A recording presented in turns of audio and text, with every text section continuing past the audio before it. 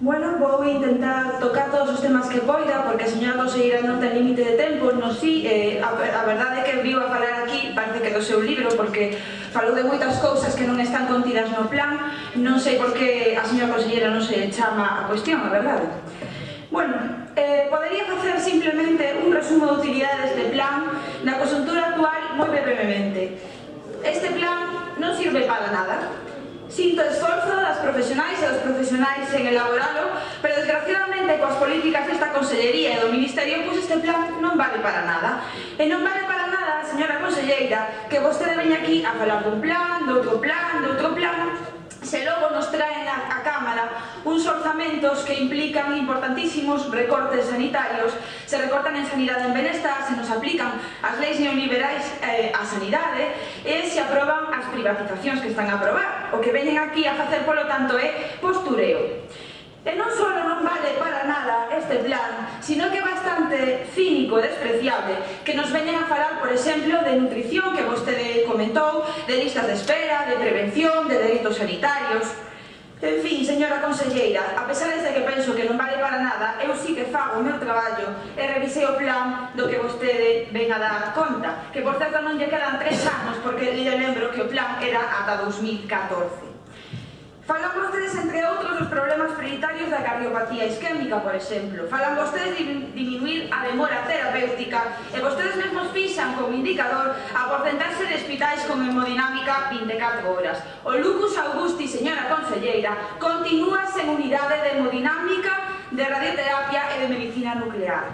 Vostedes negáronse neste Parlamento a aprobar unha iniciativa que pedía a creación desta unidade de hemodinámica, do servicio de hemodinámica. En troques diso, pretenden sustituíla por unha sala de hemodinámica, unha sala, non un servicio. Os homes e as mulleres de Lugo non queren unha sala, queren o servicio completo. A verdade é que non sei que non entende entre a diferencia dunha sala e un servicio completo. Dende logo, un servicio onde se poida programar e tamén atender as urxencias. Os homes e mulleres de Lugo, polo tanto, merecen a mesma atención que o resto das galegas e galegos. Lembrole que a mortalidade en Lugo por infarto triplica a de Coruña ou a de Vigo. Sen investimentos na pública non me a cabeza porque dito recoñecido pola Asociación de Cardioloxía de España. Non sei se vostedes vai a contradicir tamén aquí porque son a verdade capaces de todo. Falan vostedes do ictus e da importancia de atender canto antes a estas persoas, igual que no infarto, na angina de peito. É curioso que falen da importancia de atender os canto antes cando tamén recortaron nas ambulancias. Curiosa e hipócrita política a súa. Falan vostedes de diabetes, de formar o alumnado sanitariamente. Que persoal vai a dar esa formación? Non hai enfermeiras nos colexios e, máis, en atención primaria cada vez hai menos. Porque, ademais, saberá vostede, ao mellor non se entera, que tamén lle siguen aplicando a taxa de reposición do 10%, non se cubren as baixas, non hai OPE, as listas levan 2 anos para abrir nese maravilloso Fides do que vostede tanto se gaba. Eu, a verdade, non sei que persoal vai a facer esa secodoppler en primaria das que falan no plan. O que hai? Pois probablemente que irán iso, porque vostedes o que pretenden é aumentar a carga de traballo sin facer contratación, sin aumentar o persoal. Señora conselleira, este plan, polo tanto, sin investimento, non vale para nada. Falan de prevención no tabaquismo, na diabetes, en todas estas enfermidades, cando recortaron un 14% nos orzamentos do pasado ano para prevención e promoción da saúde. Hipocresía e demagoxia. Falan de nutrición. Hai que ter valor para falar de nutrición, de calidade nutricional nos comedores escolares. Hai que ter valor. Cando aumentaron un 40%, non está aquí o señor conselleiro, o prezo dos comedores dos meniños. E cando, en moitos casos, estes nenos non poden facer nin tan sequera unha comida decente o día. Non nos veñan a falar de nutrición. E falan tamén de nutrición nas persoas maiores, cando as pensións galegas son das máis baixas, e atención, porque agora nos van a pegar un novo tesoirazo e nos van a deixar tremendo coas contías das pensións. Polo tanto, hipocresía, demagoxia e postureo de vir aquí a presentar un plan cando realmente fan todo o contrario. Isto, señora conselleira, non vale para nada. Se queren que a xente coma ben, non recorten os salarios, non recorten as pensións, non faciliten o despido libre, non aprobaran a reforma laboral. É moi fácil vir aquí a falar do que vostedes non coñecen. falan de facer campañas, de mellorar os hábitos culinarios. Vostedes o que veñen aquí é a rirse, deixan a xente na rúa, sen traballo, sen casa, sen pensións, e veñen aquí a dicirnos que a xente ten que comer mellor porque está aumentando a obesidade. Non teñen vostedes vergoña. Falan de mellorar tamén as listas de espera, esas que vostedes se neguen a facilitar a esta Cámara. Falan de ampliar no plan a oferta horaria para melloralas. Ah, claro, pero oferta horaria con autoconcertación, con chiringuitadas, pagando peonadas a 4 amigos. Neste Parlamento, señora conselleira, non sei se o ten por aí anotado, aprobamos no mes de maio por unanimidade unha proposición non de lei que impulsou o meu grupo para abrir quirófanos e consultas polas tardes, pero enseguida saiu vostede dicindo que iba a ser moi difícil de aplicar. Por aí é por onde se pasan vostedes a democracia deste Parlamento. Cando algo non lles gusta, recurren o que hai dificultades. E xa o colmo do plan son, as prioridades do plan, o colmo, son cando falan, ou falaban, xa non sei, porque despois de tantos anos e destas medidas que foron aprobando, non sei se ten aplicación, da extensión do aseguramento público a todos os residentes de Galicia, cando saben perfectamente que non é así, é unha mofa. É a última prioridade do plan, búsqueo por aí.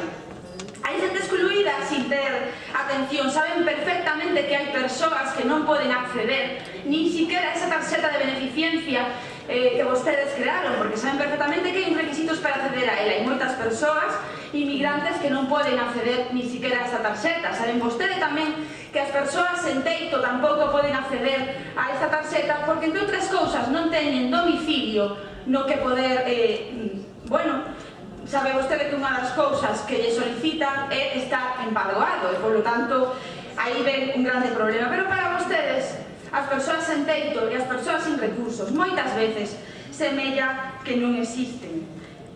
E máis, importalle tampouco esta xente que non pestañaron nin dixeron nada cando se aprobou o Real Decreto 576 que entrou en vigor a partir desde o 1 de setembro e que implica a barbarie aplicada á sanidade. Por que non ven a falar diso? Porque non comparece para explicarnos que o que van a facer.